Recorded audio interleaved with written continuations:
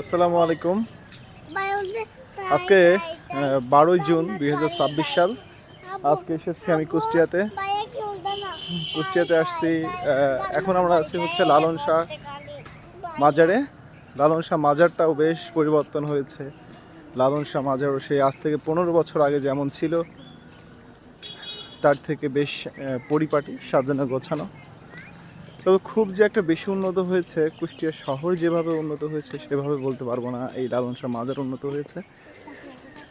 তবে পরিপাটি, খুবই ভালো লাগছে।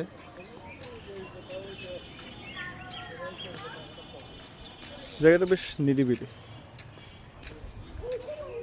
বাহ, সেই যে আমলকি গাছটি এখনো আছে।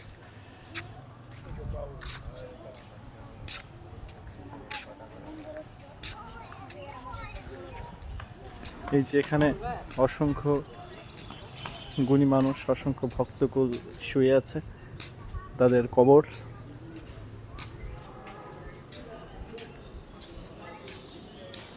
এটা হচ্ছে আসলে একটা বিশ্বাস।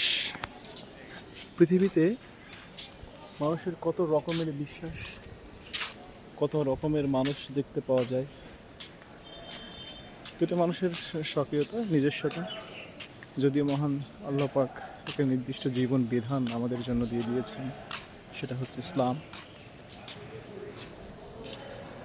তারপরেও তো কত রকমের বিশ্বাস, কত রকমের মতবাদ।